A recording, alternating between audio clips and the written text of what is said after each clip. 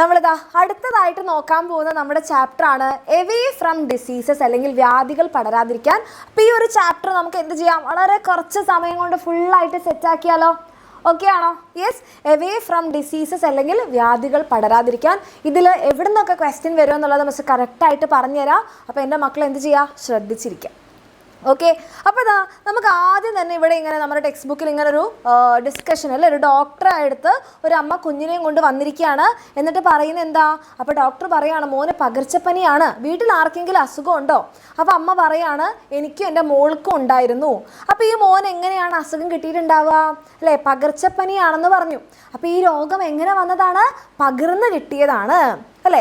അപ്പോൾ അസുഖങ്ങളെ നമുക്ക് എന്ത് ചെയ്യാം, പകരുന്ന അസുഖങ്ങളെന്നും പകരാത്ത അസുഖങ്ങളെന്നും രണ്ടായിട്ട് തരംതിരിക്കാം. ഓക്കെ, ഒരാളിൽ നിന്നും മറ്റൊരാളിലേക്ക് പകരുന്ന അസുഖങ്ങളെയാണ് നമ്മൾ എന്ത് പറയുക, പകർച്ചവ്യാധികൾ അഥവാ കമ്മ്യൂണിക്കബിൾ ഡിസീസസ്. പകരാത്ത അസുഖങ്ങളാണ് നോൺ കമ്മ്യൂണിക്കബിൾ ഡിസീസസ്. ഓക്കെ, അപ്പോൾ ഇവിടെ മിസ് ഒരു ടേബിൾ കൊടുത്തിട്ടുണ്ട്. ഇതേപോലെ നിങ്ങൾക്ക് എക്സാമിന് ചോദിക്കും, വെരി ഇമ്പോർട്ടൻറ്റ്. കുറേ അസുഖങ്ങളുടെ പേര് തരും, എന്നിട്ട് നിങ്ങളോട് ചോദിക്കും ഏതൊക്കെയാണ് ഇതിൽ പകരുന്ന അസുഖങ്ങൾ, ഏതൊക്കെയാണ് ഇതിൽ പകരാത്ത അസുഖങ്ങൾ എന്ന് ചോദിക്കും. അപ്പം നോക്കിക്കേ മക്കളെ, ഡെങ്കി ഫീവർ ഡെങ്കിപ്പനി, നമ്മുടെ മഞ്ഞപ്പിത്തം അഥവാ ജോണ്ടിസ്, കോമൺ കോൾഡ് ചുമ, കോളറ, ഇതൊക്കെ എന്താണ്, പകരുന്ന അസുഖങ്ങളാണ്. അത് ഏതൊക്കെ രീതിയിൽ പകരും എന്നുള്ളത് നമുക്ക് നോക്കാം. പകരാത്ത അസുഖങ്ങളാണ് ക്യാൻസർ, പ്രമേഹം അല്ലെ. നമ്മുടെ വീട്ടിലൊരാൾക്ക് ഷുഗർ ഉണ്ടെന്ന് വെച്ചാൽ നമുക്ക് ഷുഗർ വരുമോ? ഇല്ല. ഹൃദ്രോഗം, നമ്മുടെ വീട്ടിലൊരാൾക്ക് ഹൃദ്രോഗം ഉണ്ടെന്ന് വെച്ചാൽ നമുക്ക് ഹൃദ്രോഗം വരുമോ? ഇല്ല. അതുപോലെ തന്നെ നമ്മുടെ ലങ് ഡിസീസസ്, ഇതൊന്നും എന്ത് ചെയ്യില്ല, പകരില്ല. ഓക്കെ, അപ്പോൾ ഇത് എക്സാമിന് ചോദ്യം വരുന്ന ഏരിയ ആണ്, നോട്ട് ചെയ്ത് വെക്കുക. കുറേ അസുഖങ്ങളുടെ പേര് തന്നിട്ട് ഏതൊക്കെ പകരും ഏതൊക്കെ പകരില്ല. അപ്പോൾ നമ്മൾ പറഞ്ഞു പകരുന്ന അസുഖങ്ങളുണ്ട്. പകരുന്ന അസുഖങ്ങൾ മിക്കവാറും നമുക്ക് കിട്ടുന്നത് മൈക്രോ ഓർഗാനിസം, സൂക്ഷ്മജീവികളിലൂടെ ആയിരിക്കും. സൂക്ഷ്മജീവികൾ എന്ന് പറഞ്ഞാൽ ബാക്ടീരിയ, വൈറസ്, ഫംഗസ്, ഇവരെ നമ്മൾ സൂക്ഷ്മജീവികൾ എന്ന് വിളിക്കാൻ തന്നെ കാരണം നമുക്ക് നേരിട്ട് കണ്ണുകൊണ്ട് നോക്കിക്കഴിഞ്ഞാൽ കാണാൻ പറ്റില്ല. മൈക്രോസ്കോപ്പിലൂടെ നോക്കിക്കഴിഞ്ഞാൽ മാത്രം കാണാൻ പറ്റുന്ന ജീവികളാണ് സൂക്ഷ്മജീവികൾ. ഓക്കെ, അപ്പം ഈ സൂക്ഷ്മജീവികളാണ് നമുക്ക് അസുഖം വരുത്തുന്നത്. അപ്പോൾ അതിൽ നമ്മുടെ വൈറസ് വരും, ബാക്ടീരിയ വരും, ഫംഗസ് വരും. അപ്പോൾ അവരെക്കുറിച്ചൊക്കെ നമുക്ക് എന്ത് ചെയ്യണം, പഠിക്കാനുണ്ട്. അപ്പോൾ നമ്മളിപ്പോൾ കുറേ നേരമായിട്ട് പറയുകയാണ് അല്ലേ, സൂക്ഷ്മജീവികളെ കുറ്റപ്പെടുത്തിക്കൊണ്ടേയിരിക്കുക. സൂക്ഷ്മജീവികൾ കാരണം നമുക്ക് ആ അസുഖം വരും, ഈ അസുഖം വരും. പക്ഷേ നമുക്ക് അവരെ കൊണ്ട് കുറേ ഗുണങ്ങളുണ്ട് അല്ലേ? ഇതും എക്സാമിന് ചോദിച്ചിട്ടുണ്ട്, ഇമ്പോർട്ടൻറ്റ്. എന്തൊക്കെയാണ് ഗുണങ്ങൾ? നമുക്ക് തൈര് ഉണ്ടാക്കണമെന്നുണ്ടെങ്കിൽ നമുക്ക് ബാക്ടീരിയ വേണം. ബാക്ടീരിയൻ്റെ സഹായത്തോടു കൂടിയാണ് നമ്മൾ എന്ത് ചെയ്യുന്നത്, നമ്മൾ തൈര് ഉണ്ടാക്കുന്നത്. അപ്പോൾ തൈര് ഉണ്ടാക്കാൻ, പിന്നെ നമ്മുടെ നമുക്ക് ദോശമാവൊക്കെ ഉണ്ടാക്കാൻ എന്ത് വേണം, നമ്മുടെ ഫംഗസ് ഒക്കെ വേണം. അപ്പം നമ്മുടെ മാവ് പുളിപ്പിക്കാൻ, അതുപോലെ തന്നെ തൈര് ഉണ്ടാക്കാൻ അല്ലേ, പിന്നെ നമ്മുടെ വയറ്റിൻ്റെ ഉള്ളിൽ കുറേ നല്ല ബാക്ടീരിയകളുണ്ട്. ഈ നല്ല ബാക്ടീരിയകൾ നമ്മുടെ ഭക്ഷണത്തിനെ ദഹിപ്പിക്കാൻ സഹായിക്കുന്നുണ്ട്, നമുക്ക് വേണ്ടിയിട്ടുള്ള വൈറ്റമിൻസ് ഉണ്ടാക്കുന്നുണ്ട്. ഓക്കെ, അപ്പം നമുക്ക് വെറും ദ്രോഹം മാത്രമാണോ ഇവർ ചെയ്യുന്നത്? ഒരിക്കലും അല്ല. സോ എല്ലാ മൈക്രോ ഓർഗാനിസംസും രോഗകാരികളല്ല. പാത്തോജൻസ് എന്ന് പറഞ്ഞാൽ രോഗകാരികൾ. അപ്പോൾ എല്ലാവരും രോഗകാരികളാണോ? ഒരിക്കലും അല്ല. So there are many beneficial bacteria. ഉപകാരികളും ഉണ്ട്. എന്തൊക്കെ ഉപകാരം? ദഹനത്തിന് സഹായിക്കുന്നു, ഭക്ഷണം ആഗിരണം ചെയ്യാൻ സഹായിക്കുന്നു, ദോശമാവിനെ പുളിപ്പിക്കുന്നു, അതുപോലെ തന്നെ നമ്മുടെ ഓർഗാനിക് മാറ്റർ, മണ്ണിലുള്ള ഓർഗാനിക് മാറ്ററുകളെ എന്ത് ചെയ്യുന്നുണ്ട്, വിഘടിപ്പിച്ച് മണ്ണിൽ ചേർക്കുന്നുണ്ട്. അങ്ങനത്തെ കുറേ ഗുണങ്ങളുണ്ട്. അപ്പോൾ ഇത് എക്സാമിന് ചോദിച്ചിട്ടുണ്ട് കേട്ടോ. സൂക്ഷ്മജീവികളുടെ ഉപയോഗങ്ങൾ എന്തൊക്കെയാണെന്നുള്ളത് ചോദിച്ചിട്ടുണ്ട്, ഇത് നോട്ട് ചെയ്ത് വെക്കാം. പിന്നെ നമുക്ക് എങ്ങനെയൊക്കെയാണ് രോഗങ്ങൾ പകരുന്നത്. അപ്പോൾ ഈ രോഗങ്ങൾ എങ്ങനെയൊക്കെയാണ് പകരുന്നത് എന്ന് മനസ്സിലാക്കി കഴിഞ്ഞാൽ നമുക്കത് ഒഴിവാക്കാമല്ലോ അല്ലേ? അപ്പോൾ നമുക്കറിയാം ഭക്ഷണ സാധനങ്ങൾ തുറന്ന് വെക്കരുത് അല്ലേ? ഭക്ഷണ സാധനങ്ങൾ തുറന്ന് വെച്ചാൽ എന്താ മക്കളെ സംഭവിക്കുക? അവിടെ നമ്മുടെ ഈച്ച വരും, പ്രാണികൾ വരും അല്ലേ? ഈ ഈച്ചയും പ്രാണികളെല്ലാം ഏതൊക്കെയോ വേസ്റ്റിൽ നിന്നൊക്കെയാണ് പറന്നു വരുന്നത്. അപ്പോൾ അവരുടെ ശരീരത്തിലൊക്കെ കുറേ രോഗകാരികളുണ്ടാവും.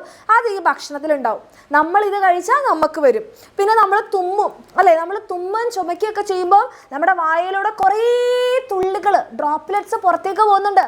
അതിൻ്റെ അകത്തൊക്കെ അസുഖത്തിന് കാരണമായിട്ടുള്ള മൈക്രോ ഓർഗാനിസംസ് ഉണ്ടാവും. അത് മറ്റൊരാളുടെ മൂക്കിലൂടെയും വായിലൂടെയും കടന്നു കഴിഞ്ഞാൽ അസുഖം വരും. ഓക്കെ, അപ്പോൾ ഇവിടെയാണ് നമുക്ക് വെക്ടേഴ്സ് അഥവാ രോഗാണുവാഹകരുടെ പ്രാധാന്യം. അപ്പോൾ ആരാണ് ഈ വെക്ടേഴ്സ്?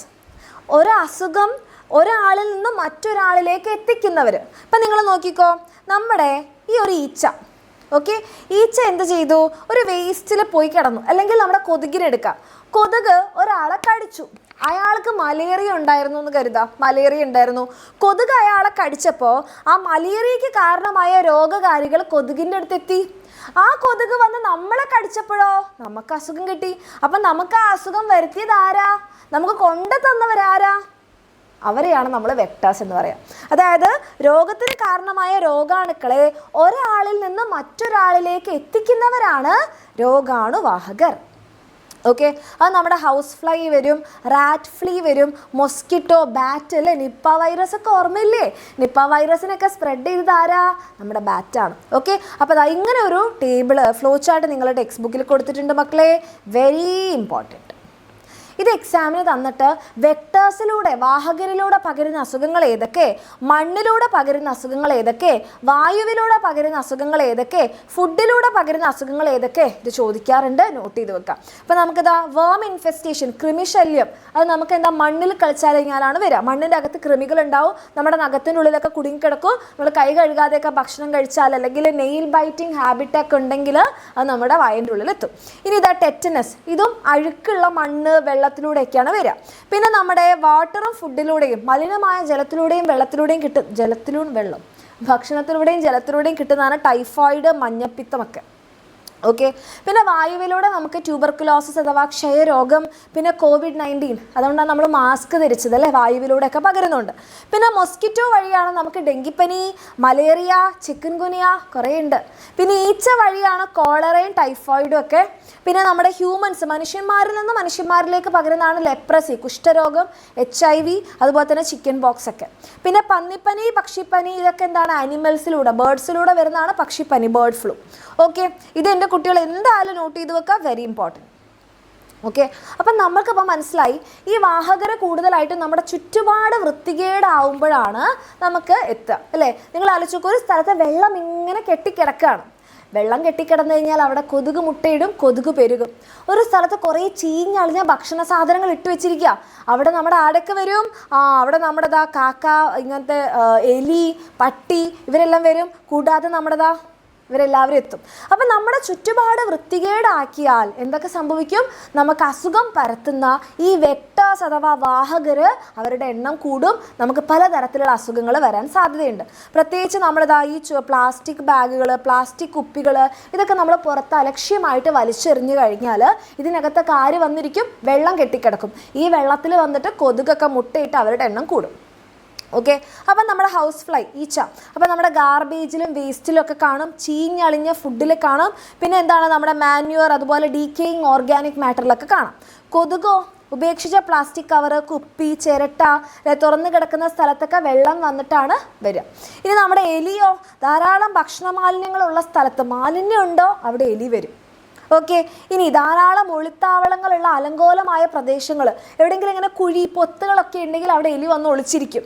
പിന്നെ ധാന്യങ്ങളോ കന്നുകാലി തീറ്റയൊക്കെ സ്റ്റോർ ചെയ്ത് വെച്ച സ്ഥലങ്ങളിലൊക്കെ എന്താണ്, എലികൾക്ക് എത്താൻ പറ്റിക്കഴിഞ്ഞാൽ അവിടെ എത്തും.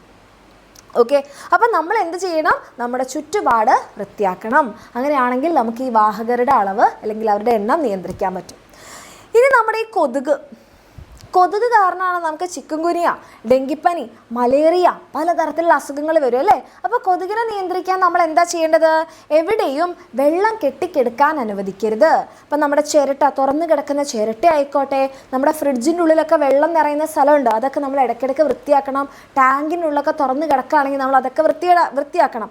പിന്നെ എന്ത് ചെയ്യുക? നമ്മുടെ പുല്ല്, കളകളൊക്കെ പറിച്ച് കളയുക. അവിടെയൊക്കെ എന്താണ്, ഈ കൊതുകുകളൊക്കെ പെരുകാൻ ചാൻസ് ഉണ്ട്. പിന്നെ ചുറ്റുപാടും എന്ത് ചെയ്യണം? ക്ലീൻ ആക്കി വെക്കണം. പിന്നെ നമ്മൾക്ക് അവരെ കൊതുക് കടി കിട്ടാതിരിക്കാൻ വേണ്ടിയിട്ട് നമ്മൾ സന്ധ്യാസമയത്ത് ഇവരുടെ എണ്ണം ഭയങ്കരമായിട്ട് കൂടും അല്ലേ. അപ്പോൾ സന്ധ്യാസമയം ആകുമ്പോഴേക്ക് ജനലും വാതിലൊക്കെ അടച്ചു വെക്കുക. പിന്നെ നമ്മൾ എന്ത് ചെയ്യും? മൊസ്കിറ്റോ റിപ്പല്ലൻസ് ഉണ്ട്, അതായത് നമ്മുടെ കൊതുക് തിരി, ബാറ്റ്, ഇങ്ങനെ തന്നെ നമ്മൾ കിടക്കുന്ന സ്ഥലത്ത് വല, അതുപോലെ തന്നെ നമ്മുടെ ഈ ഓൾ ഔട്ട്, ഗുഡ് നൈറ്റ്, അങ്ങനത്തെ സാധനങ്ങളൊക്കെ ഇല്ലേ, അതൊക്കെ വെച്ചിട്ട് നമ്മൾ കിടക്കുക. അപ്പോൾ എന്ത് ചെയ്യും? കൊതുക് അങ്ങനെ റിപ്പല്ലൻ്റ് ആയിട്ട് പോയിക്കോളും. സോ സന്ധ്യാസമയത്ത് വാതിലും ജനലും അടച്ചിടുക. മൊസ്കിറ്റോ നെറ്റും അതുപോലെ തന്നെ എന്ത് ചെയ്യുക? ബാറ്റൊക്കെ ഉപയോഗിക്കുക. കൊതുക് നിവാരണി, അതായത് മൊസ്കിറ്റോ റിപ്പലൻസ് ഉപയോഗിക്കുക. ക്ലിയർ? ഇത് ക്ലിയർ ആണോ മക്കളെ? ഓക്കെ, പിന്നെ നമുക്ക് എന്താ പറയുക, അസുഖങ്ങൾ പകരുന്നത് ഏതൊക്കെ രീതിയിലൂടെയാണെന്നാണ് പറഞ്ഞത്? നമുക്കിതാ ഭക്ഷണത്തിലൂടെയും വെള്ളത്തിലൂടെയും അസുഖങ്ങൾ പകരും. ഒരാളുടെ കോണ്ടാക്റ്റിലൂടെ, വായുവിലൂടെ നമുക്ക് കിട്ടും. പിന്നെ മലിനമായ വെള്ളത്തിലൂടെയും മണ്ണിലൂടെയും കിട്ടും. അപ്പോൾ ഈ അസുഖങ്ങൾ വരാതിരിക്കാൻ നമ്മൾ എന്താ ചെയ്യേണ്ടത്? നമ്മൾ ഫ്രൂട്ട്സും വെജിറ്റബിൾസും എല്ലാം വാഷ് ചെയ്തിട്ട്, കാരണം തുറന്ന് വെച്ച ഭക്ഷണ സാധനങ്ങളാണെങ്കിൽ അവിടെ ഈച്ചയും കൊതുകെല്ലാം വന്ന് നിന്ന് അതിനെ മാലിന്യമാക്കിയിട്ടുണ്ടാവും. അപ്പോൾ നമ്മൾ എന്ത് ചെയ്യണം? നല്ലപോലെ കഴുകിയിട്ട് കഴിക്കണം. പിന്നെയോ, ഫുഡ് ഐറ്റംസ് എപ്പോഴും കവർ ചെയ്ത് വെക്കുക. തുറന്ന് വെച്ച് കഴിഞ്ഞാൽ അവിടെ ഈ അണുക്കൾ വരും. പിന്നെയോ, എപ്പോഴും തിളപ്പിച്ചാറിയ വെള്ളം കുടിക്കുക. അവിടുന്ന് ഇവിടുന്നൊന്നും കിട്ടുന്ന വെള്ളം എടുത്ത് കുടിക്കരുത്. പിന്നെ നമുക്ക് വായുവിലൂടെയും കോണ്ടാക്റ്റിലൂടെയും വരുന്ന അസുഖങ്ങൾ പടരാതിരിക്കാൻ നമ്മൾ എന്ത് ചെയ്യണം? വായുവിലൂടെ വരുന്ന അസുഖം പകരാതിരിക്കാൻ നമ്മൾ എപ്പോഴും മാസ്ക് ഉപയോഗിക്കണം, അല്ലേ? അവോയ്ഡ് കോണ്ടാക്ട് വിത്ത് സിക്ക് പേഴ്സൺ. അസുഖമുള്ള ആളെ പോയിട്ട് ഇടയ്ക്കിടയ്ക്ക് കണ്ടിട്ട് സുഖമാണോ എന്ന് പോയി ചോദിക്കേണ്ട. അപ്പോൾ ആ അസുഖം നമുക്ക് കിട്ടും. അവർ സുഖമാവും, നമുക്ക് അസുഖം കിട്ടും. ഓക്കെ, പിന്നെ നമ്മൾ എന്ത് ചെയ്യാം? അസുഖമുള്ള ആൾ ഉപയോഗിച്ച ഹാൻഡ് കർച്ചീഫ്, അയാളുടെ ക്ലോത്തും കാര്യങ്ങളൊന്നും ഉപയോഗിക്കരുത്. പിന്നെ മാസ്ക് ഉപയോഗിക്കുക. നല്ലപോലെ വൃത്തിയായിട്ട് നമ്മൾ തന്നെ നമ്മുടെ പേഴ്സണൽ ഹൈജീൻ കീപ്പ് ചെയ്യണം. ഓക്കെ, പിന്നെ നമ്മൾ മണ്ണിലൂടെ അസുഖം വരാതിരിക്കാനോ വെറും കാലിൽ ചെരുപ്പിടാതെ ഒന്നും പുറത്തു പോയി നടക്കരുത്. കാലിലോ മറ്റോ മുറിവോ ഒക്കെ ഉണ്ടെങ്കിൽ സീവേജ്, അഴുക്കുമായിട്ട് കോണ്ടാക്റ്റിൽ വരുത്താതിരിക്കുക. പിന്നെ നമ്മുടെ കൈയും കാലും ഒക്കെ എപ്പോഴും നമ്മൾ എന്ത് ചെയ്യുക? പുറത്തൊക്കെ പോയി വന്നു കഴിഞ്ഞാൽ നല്ല പോലെ സോപ്പിട്ട് കഴുകുക.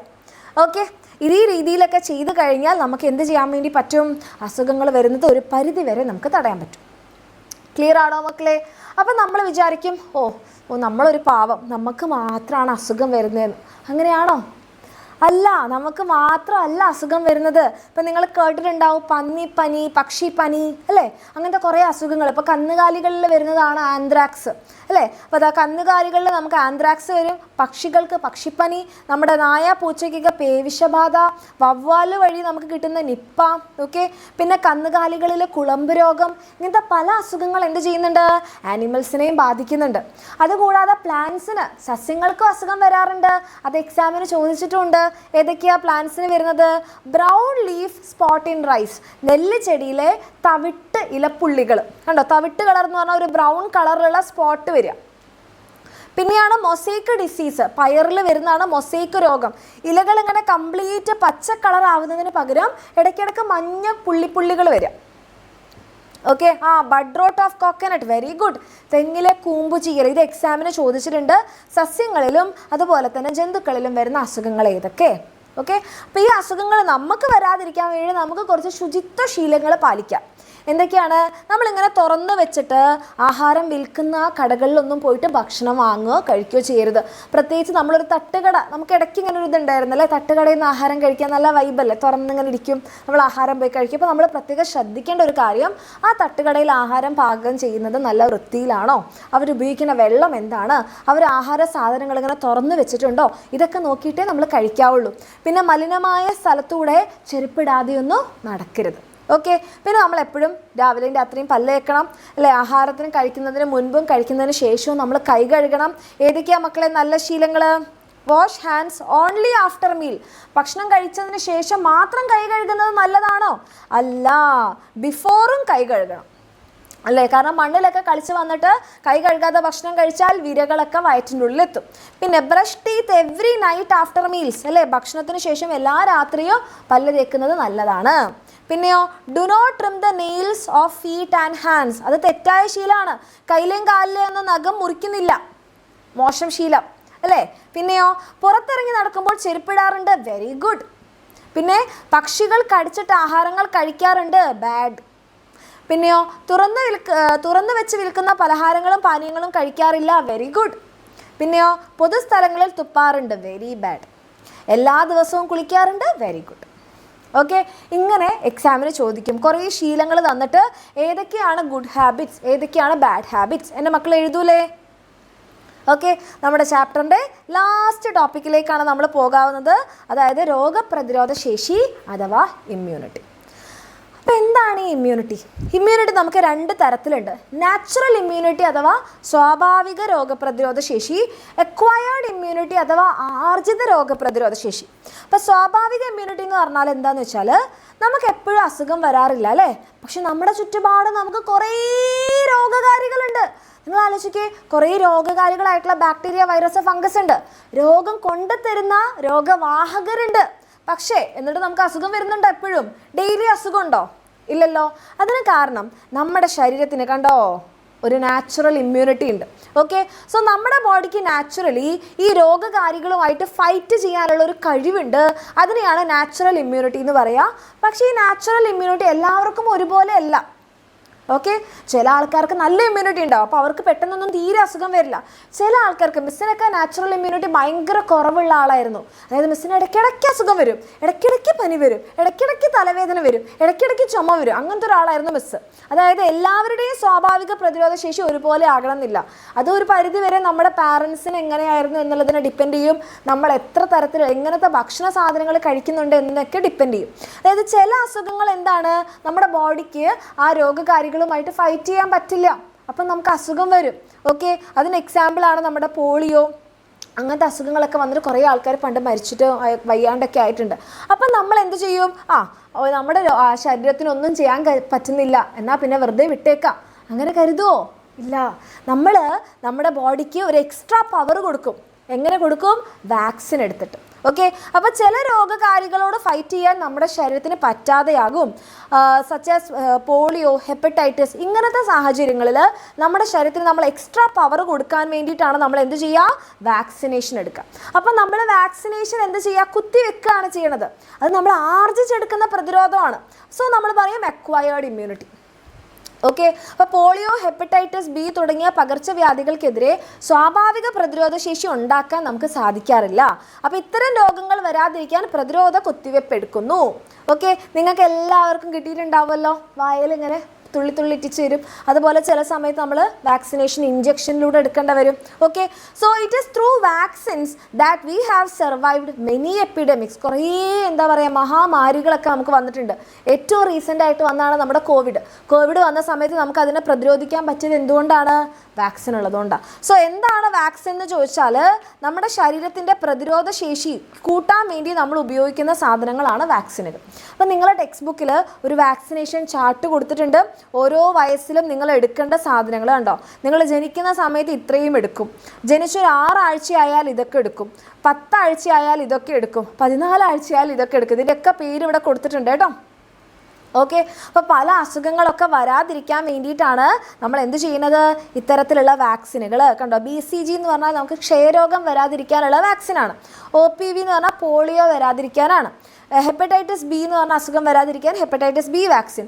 FIPV എന്ന് പറഞ്ഞാൽ പോളിയോ വാക്സിൻ്റെ ഫ്രാക്ഷണൽ ഡോസാണ്. RVV എന്ന് പറഞ്ഞാൽ റൊട്ടാവൈറസ് ഇൻഫെക്ഷൻ വരാതിരിക്കാനുള്ളതാണ്. പിന്നെ നമ്മളിതാ PCV എന്ന് പറഞ്ഞാൽ ന്യൂമോകോക്കൽ കോൺജുഗേറ്റ് വാക്സിനാണ്. ന്യൂമോകോക്കൽ എന്ന് പറയുന്ന ബാക്ടീരിയൻ്റെ ഇൻഫെക്ഷൻ വരാതിരിക്കാനാണ്. പിന്നെ MR എന്ന് പറഞ്ഞാൽ 2 അസുഖങ്ങൾക്കുള്ള വാക്സിനാണ്. മീസിൽസ്, 5-ാം പനി, റുബെല്ല, ജർമ്മൻ മീസിൽസ് ആണ്. മുണ്ടിനീര്, റുബെല്ല, അത് മിസ്സിനൊരു കൺഫ്യൂഷൻ ഉണ്ട്. മീസിൽസ്, റുബെല്ല ഇത് വരാതിരിക്കാനാണ് MR. DPT എന്ന് പറഞ്ഞാൽ നമ്മുടെ ഡിഫ്തീരിയ, തൊണ്ടമുള്ള എന്ന് പറയുന്ന അസുഖമാണ്. പെർട്ടൂസസ് എന്ന് പറഞ്ഞാൽ വില്ലുചുമ, ഭയങ്കര ചുമയാണ്, ചുമച്ച് നമ്മളിങ്ങനെ വളഞ്ഞു പോകും, അതാണ് പെർട്ടൂസസ്. പിന്നെ ടെറ്റനസ്. ഈ 3 അസുഖങ്ങൾ വരാതിരിക്കാനുള്ള വാക്സിനാണ് DPT. പിന്നെ TD എന്ന് പറഞ്ഞിട്ടുണ്ടെങ്കിൽ ടെറ്റനസ്, ഡിഫ്തീരിയ വാക്സിനാണ്. അപ്പോൾ ഈ വാക്സിൻസ് ഒക്കെ നമ്മൾ എടുക്കുന്നത് എന്തിനാ? ചില അസുഖങ്ങൾ വന്നു കഴിഞ്ഞാൽ നമ്മുടെ ശരീരത്തിന് നാച്ചുറലായിട്ട് അവരെ ഫൈറ്റ് ചെയ്യാൻ വേണ്ടി പറ്റില്ല, അപ്പം നമ്മൾ എടുക്കുന്നതാണ് ഈ വാക്സിൻസ്. ഇത്രയും ക്ലിയർ ആണോ മക്കളെ? അപ്പോൾ അതോട് കൂടിയിട്ട് നമ്മുടെ ഈ ഒരു ചാപ്റ്റർ കഴിഞ്ഞിരിക്കുന്നു. ഓക്കെ, നമ്മൾ വിചാരിച്ചതുപോലെ തന്നെ വളരെ കുറച്ച് സമയം കൊണ്ട് നമ്മൾ ഈ ചാപ്റ്റർ തീർത്തിട്ടുണ്ട്. ഇതെൻ്റെ മക്കൾക്ക് ക്ലിയർ അല്ലേ? ഓക്കെ.